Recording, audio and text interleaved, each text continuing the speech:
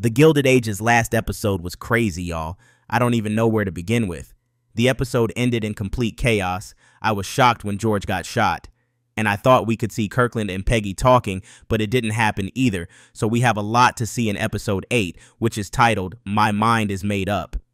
Now let me tell you everything I know about it. The synopsis goes, despite objections from Mrs. Astor, Bertha finalizes the guest list for the ball and finally faces the fallout of her actions.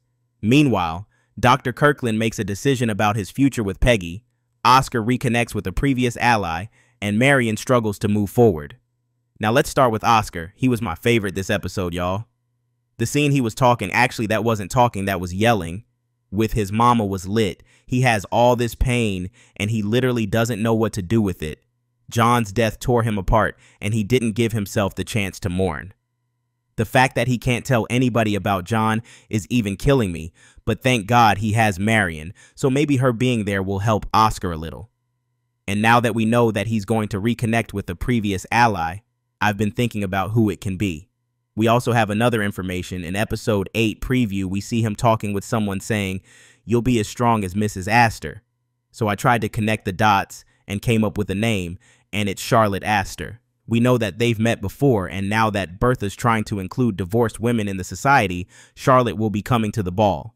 Since the synopsis says, despite objections from Mrs. Astor, Bertha finalizes the guest list for the ball, I think she'll definitely be there.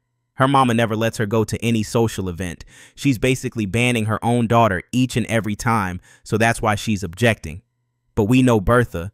If she wants Charlotte to be there, then she'll be there, y'all.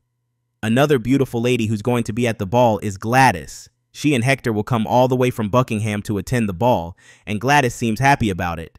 Actually, she seems happy in general. The things that Bertha taught her seems to be useful since Hector is sending his sister to the house in London.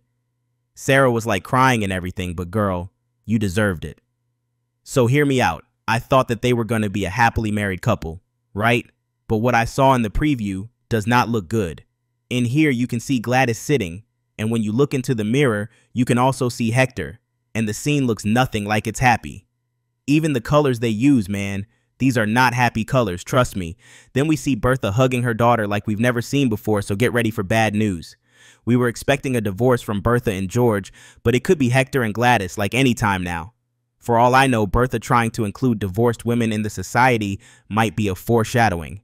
Speaking of Bertha and George, episode 8 won't be easy on them. We don't know if he's going to make it or not, and all we can see in the preview is that he's not good. But let's be honest, the show is renewed for season 4, and what would the Gilded Age be like if my man George is not in it? But I still worry about him. I mean, there's a good chance for him to end up dead in the end.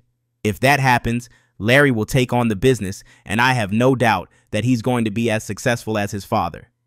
And the show will focus on the women of the society, obviously. But if he makes it out alive, and I hope he does, this thing can also save their marriage. George was already staying at the club.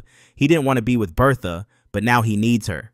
She'll take care of her husband and won't leave his side in episode 8. Maybe only for the ball, but that's it. And since they'll have the time to talk things through, I think George will change his mind. I don't know about you, but that's fine by me, guys. I didn't want them to get a divorce anyways. They're like a toxic power couple. And what can I say? I kind of like that. There's one more couple that looks like they're going to save their relationship, and it's Larry and Marian. I know that none of us wanted them to break up, so that's happy news for us. Marian was very determined, you know. I thought Larry could never save the relationship, but thank God, it looks like he did. He even brought Marian from a point of not talking at all to a point of, I would do anything for you, you must know that. I mean, how, like, what could you possibly have done?